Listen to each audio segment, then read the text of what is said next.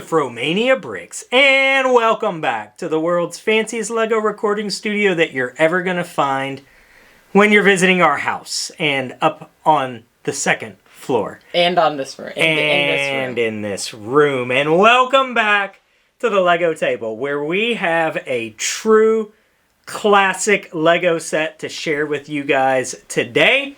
And that is LEGO Star Wars 10123 Cloud City.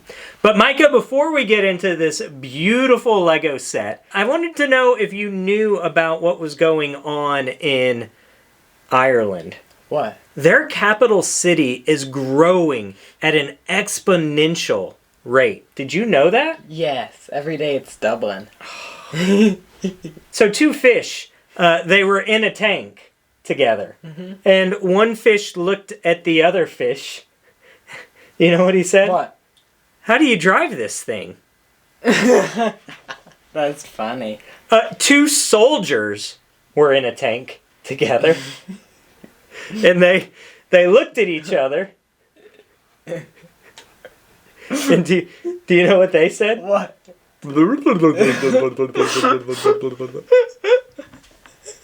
Alright, let's take a look at this amazing LEGO set. I have one for you. Oh, this is going to be fun. The owner of Cloud City, did you hear he started a butter company? No. It's called Lando Lakes. That's pretty good. Oh, man. In front of us is a true Star Wars classic white whale set for so many people. And this is LEGO Star Wars 10123 Cloud City. This LEGO set was released in 2003. You were not even a thought yet when this LEGO set hit shelves. How long was this LEGO set gracing the beautiful store shelves across the world? It was on shelves until sometime in 2005. I don't remember the month, but sometime in 2005. So it had a decent 2-year run. What did this set retail for? Retailed for $100, which equates to, I think, about $170 today, and a price per part ratio of about 14 cents. You sure like today? Because inflation's a little bit out of control now. Maybe not. I've not checked. Well, I say a price to part ratio of 14 cents a piece back when it came out. Not. So, 14 cents a piece when it came out. Today, we're going to take this vintage set and put it up against the Spuppler. We've tried to reserve Spuppler here more recently for our more modern sets that you can go pick up on the shelves today. But we thought it would be fun to see just how well this classic set that has inflated significantly in the secondary market would score on a Spuppler. So we're going to take a look at the minifigures, the design, we're going to look at the build experience, the playability and functions, and the biggie on this one is the value.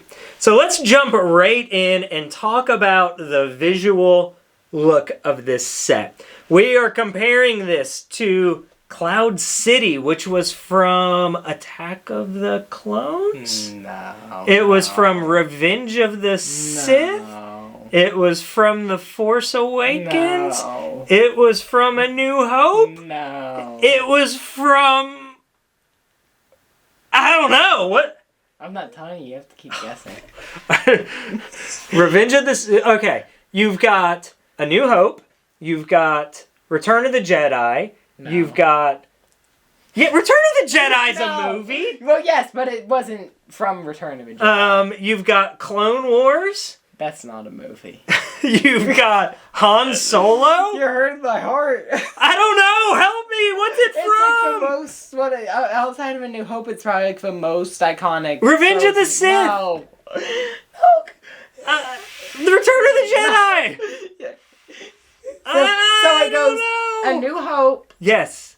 Return of the The one Jedi. you're not- Revenge of the Sith. A New Hope, New Hope, the one you're not guessing. Is Revenge of the Sith a movie? Yes. A New Hope. The one with like Palpatine. With Revenge of the Sith.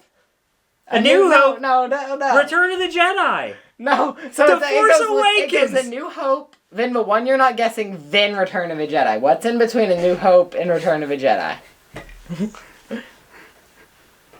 Cream filling. No. What? Give me a hint. It starts with an E or a T, depending on the way you phrase it. I just wanted to know if you knew. I was just fact checking to see if you knew that this came from Empire Strikes Back. First try. First try. We are comparing this to Cloud City from Empire Strikes Back. Another Cloud City set hit the shelves in 2008. 18. That was Betrayal at Cloud City, of course, from Empire Strikes Back as well. So visually, how do you feel about the aesthetic of this set? Before I give some of old Pop's opinions of this 2003 wonder. I really like the aesthetic. I think that the trans neon orange and green give a really neat feel to it. And I think aesthetically the figures are awesome because they really remind me of like the vintage Star Wars action figures. So yeah, I like it. There's some things that I think could have been done better. They should have had dividers between the rooms for sure.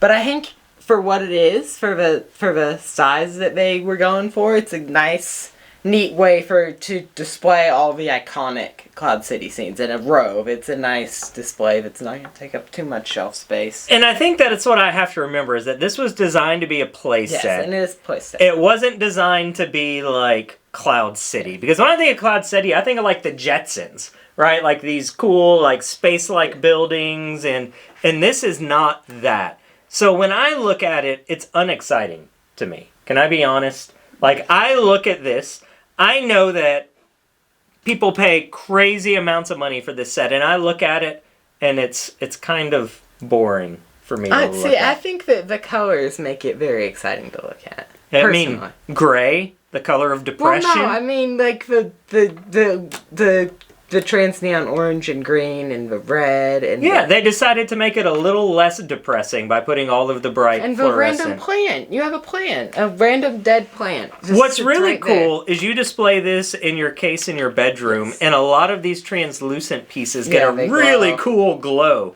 when the lights are on them. And let's talk about the elephant in the room. Oh, that looks. Let's talk about the elephant in the room. The gigantic gray landing pad that honestly looks like a middle finger. They basically, my opinion, is it was included to sell the new Millennium Falcon set that came out in 2004. Okay. I think that's basically what it was because on the box they show it with the Falcon set advertised on it. Ooh, so it was like a little Lego teaser then. Before it was out, they were showing the picture of it. I mean, it's a smart add-on. We'll talk about how it plugs into the set in a little bit, but visually, I mean... Yeah. Now, in fairness to it, it also does provide you, because it links up to the door in the back, so it provides you the walkway in, and it's the iconic scene. The first thing you see when they actually land is they're on the landing pad. But and you see a gray wall. Now, I will say visually... Now, the backside of this is actually really cool. Like, when you look at the backside, how they built some texture into it, it's kind of a neat feel to it. Minifigures, I agree. Definitely visually appealing, but we're going to reserve that for our minifigure conversation. I see a couple of prints in it. Were there many stickers? No stickers, actually. All right. So, where are we going to land, then, on a visual score for this? It is a playset, but it also displays better than the new one because it's all the iconic scenes in a row. I like the color choice. It still should have been broken up. So I would go 8.5. 8.5? I mean, that seems fair. 8.5 for the visual design. Next up, since we're talking about the visual design, before we jump into the excitement of the minifigures, let's talk about build experience. Now, build experience for you has been a little different for this. You did not pay $10,000 to get this new in box. Unfortunately, as much as he would love to do that, he's 16, he'd like to have a car, eventually move out on his own, way down the road, like when you're 48. But... this was not a new in-box experience for you, so you did break it apart and build it from digital instructions, because the instruction manual is also a little spendy for this. Yes, very spendy. Don't have the book, because, it's not even a Lego thing. It's just a piece of paper, and I could never... I almost bought the book. I had the money, I was about to buy it, and I can't do it. So your build experience was raw parts. This has been kind of coming together over duration of time.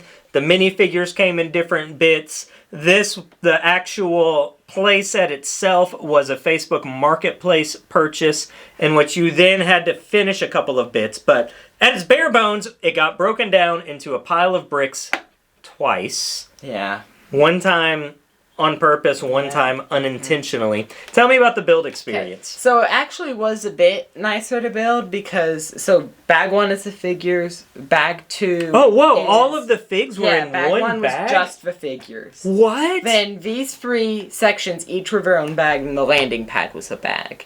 So I was able to break it up and build it as though I'd built out of each bag, minus figures, because I didn't have all the figures when I built it. All right, so it wasn't like a normal rhythm of like a bunch of bag 1 would do this and bag 2 would do this. Yes. It was like this was, and this was, in essence. Yes. So I don't necessarily have vivid memories of the build. It wasn't that long ago, but it's basically, you're just kind of a classic system build where you're just kind of stacking brick. There's not tons of technique to it. There is some functions that get built in, obviously, but so it's kind of, and it's in that way it is kind of endearing because there's not lots of Lego sets right now that you get, and you're just stacking the classic bricks on top of each other. But true. Definitely wasn't like, there's some cool techniques for sure. Like I love the technique used for this function. That's a plus, but nothing crazy. I give it an 8. An 8? Yeah. That seems like a fair score. An 8 for the build experience. I don't know how I feel about all the figs coming at once. I kind of like them spread out throughout a build so you can look forward to them. They used to do it that way. Like on the old Death Star, it was that. It was a bag with like some accessories and all the figs in it at once. I think that probably helped preserve Boba Fett's prints, though, because he didn't have sharp edges banging against him in it. All right, well, we landed at an 8 for the build experience. I kind of want to go to the minifigs, but I think we wait to talk about the minifigs. Let's talk about playability and functions. Obviously, as an AFOL and a very soon-to-be AFOL, an AFOL in training, we buy a lot of our Lego sets for display purposes, right? We want to look at it, enjoy it, but I'm going to be honest with you, I enjoy playing with my Lego still. And I believe Micah would say the same.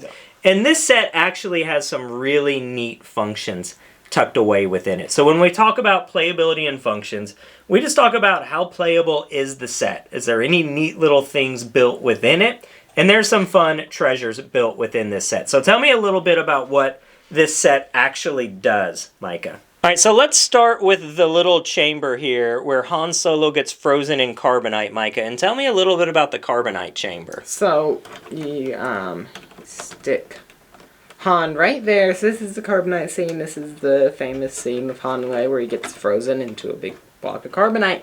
So you stand him right there. You set up the other figures, but I'm not going to for the purpose of this. He slides right down. You push this through. Pull it up, and now you have Han and carbonite. And what I like about it versus the newer one where it's instant, you can kind of dramatize it and do it slow and have like the dramatic thing. Oh, now if we had a little bit of dry ice to come up alongside it, for sure, that would be really cool. Then we've got this, is this just like a dining room? Yeah, this is the dining room. This is the scene where they find out Vader's there and they capture him, so it is pertinent.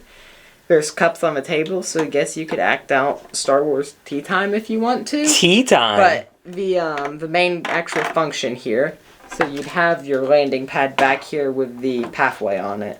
And then you would open up the door, and that's how you get in. So that's rope driven. I see a rope around the... rope, that runs in the wall, and when it twists, it's like hung up on a gear, and it pulls the door. It also looks kind of fragile. Does that break easily? Well, this broke when we were trying to film, but overall, no, it's a pretty sturdy mechanism. All right.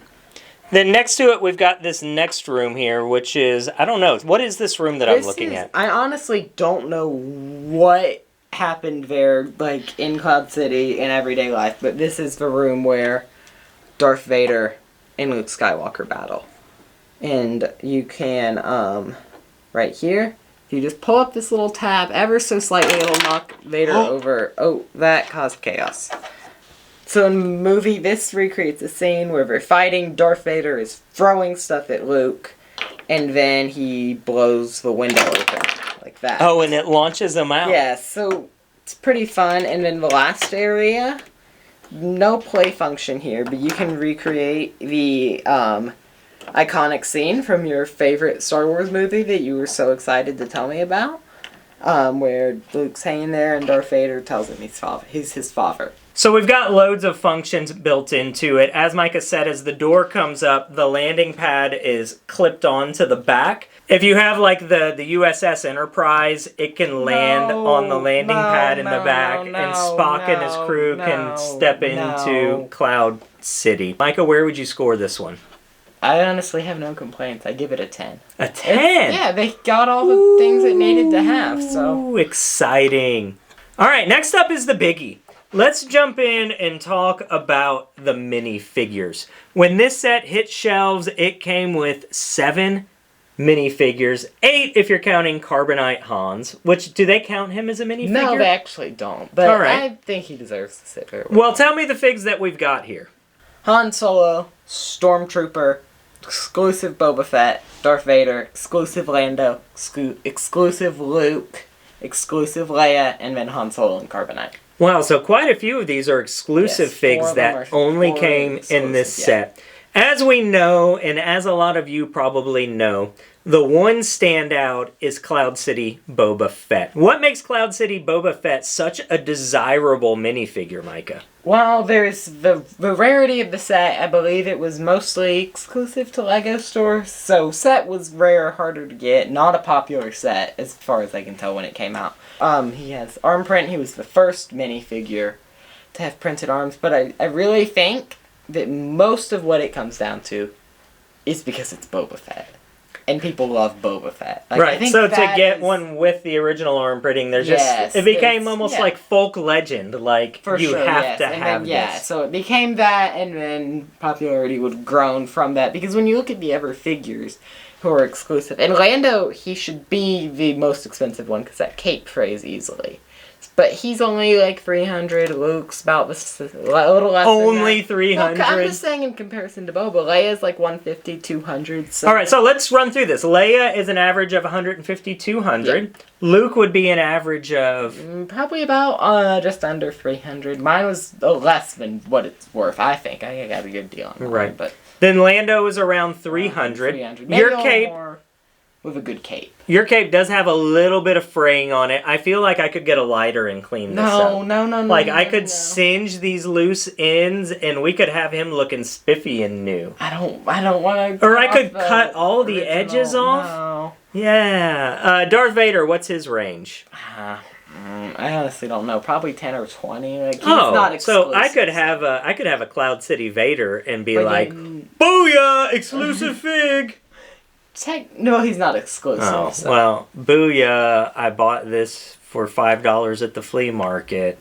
Boba Fett, he's the spendy one. He is, what, 1,500 to 2,500 range, depending on... 2,500 would probably have to be like a mint one or a graded one, but yeah, 1,500 I think is about where we're at. And then Stormtrooper? Stormtrooper, probably like $5 or $10. And then Han Solo?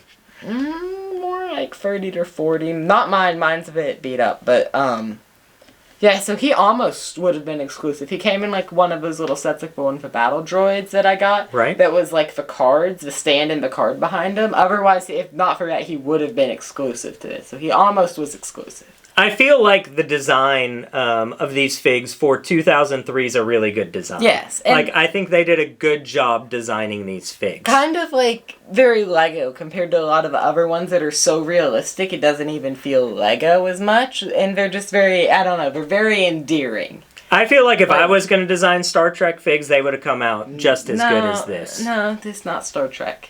It's the, it's from what movie? It's from The Empire Strikes Back.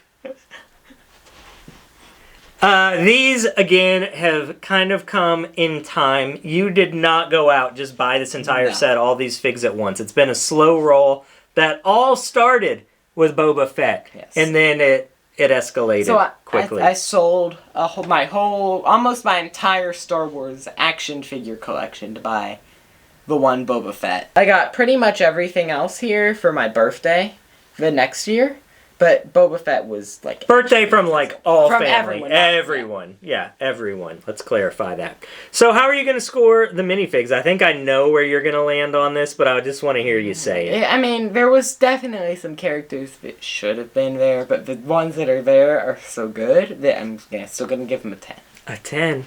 Not surprised, especially when you look at what these figs became. And it is iconic figs. Like, I know who they are. Yes. Even I can identify Spock.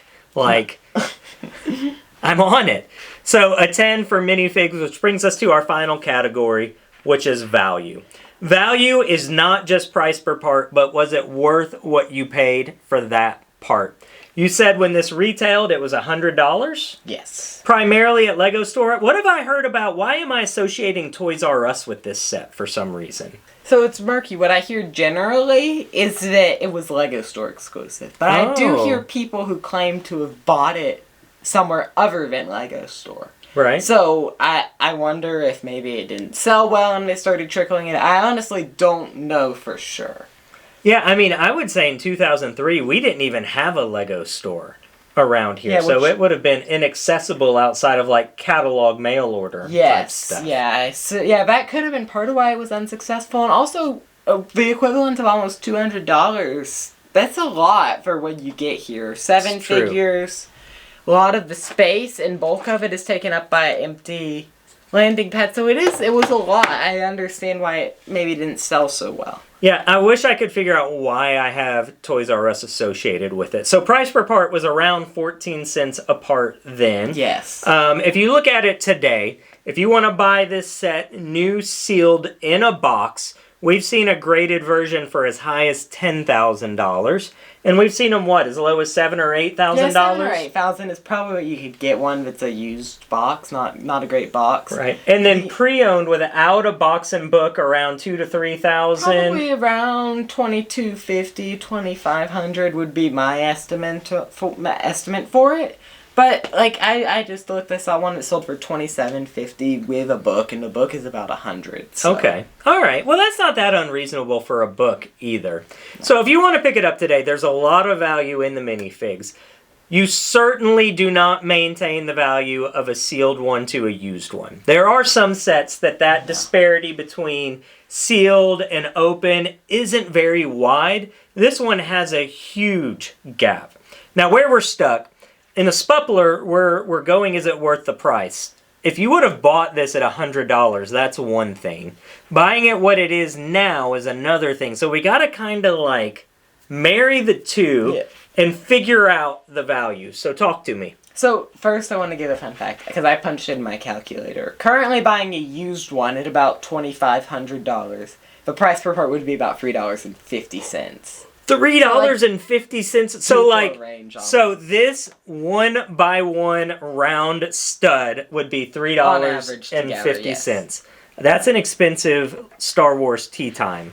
Yes. So, wow. The value, it's challenging. I think that the figures are awesome. And if you're a hardcore collector, to have the Boba Fett and the Lando and those is pretty neat. And the set is really... I love the classic sets. And this is the only time they ever represented Cloud City in the classic style. The next one was 15 years later in 2018. Okay. They did the whole Cloud City. So I'm torn because there's a lot of awesome stuff you can get that's classic or that's new for a lot less than that. Yes. So you gotta really want it if you're gonna go and spend that much money on it. But I definitely think it's an awesome one to get. So, and you also have to think, at $100, it would have been a decent buy, an expensive buy, but decent buy. So, I don't know where to put it here. It's kind of just down to personal preference. If you're a collector, you want to be able to have the most valuable Star Wars mini, not counting some of the bronze ones or whatever. It's pretty cool. And definitely worth it as a collector. And it's if not you something you wanna see all the time so either. It's not like they're something everywhere. It's really special and Right. neat to have in your collection. But it's also a lot. It is a So lot. if it's not something you have to have, I say you don't have to get it. $2,000 is too much for it. But if you really want it, I think it's worth it. Give it a 7.5. Because what was your number? My number was 8. Okay, because I'm just thinking, like, if you're kind of neutral, you just want classic stuff. You can get like the Gunship of Jedi Bob, Jango's Slave 1, the original Falcon. You can get stuff like that cheaper, but it is an awesome set. So it is challenging to put it at that. Right. To put it much higher than that. Definitely was worth it. Definitely happy I got it, but also if you don't have to have it, there's lots of other stuff you can get for money. So 7.5. 7.5. All right, well, we have a total Spuppler score on Cloud City. Now, before we sat down to do this, did you think in your mind, here's where I think this might score? What would you have guesstimated it would have been? What I think it deserves... Okay, I just added up in my mind, actually. What I think it deserves is 1 point more than what it actually got. I think it should be a 45. All right, but it's a 44. Yeah, but because the numbers are what they are. We're not going to do an internal audit and go change the numbers. There's enough auditing happening this time of year. So a 44 it is for 10123 Cloud City. What's amazing is you've actually built a mock of this, a more modern take of it. You also have Betrayal at Cloud City, and I think we did a video on that one, didn't we? Yes, yeah, we did do a Spuppler on that. We'll link in that below. But super cool set, Micah. Thanks for sharing it with us. I'm glad that this time transporting it upstairs, you didn't drop it. That was bad. And bust it all. That was a tough day. And the water perfectly hit Lando's Yeah, cake. I was wondering what that spot was on the back of the cake that I keep saying. Is there? Thanks for hanging out at the Lego table with us today. We always have so much fun talking Lego with you all. If you enjoyed your time with us, or if you just want us to go away, click subscribe and we'll leave you alone. Hit the like button, leave a comment. YouTube loves all of that stuff, and so do we. It makes us know that we're doing stuff you enjoy. Whatever you do, though, go out there and keep bricking in your own life. Use these bricks to connect you with family, with friends, with community around you, to write beautiful stories, to play, to imagine, to dream. And whatever you do, remember to always show your smile. Because those smiles, they truly are contagious. I have one more joke for you. What is Fett's favorite type of tea? What is Fett's favorite type? Boba tea. Unsweet tea. Everyone knows it's unsweet tea. Give more, do more, share more, and love.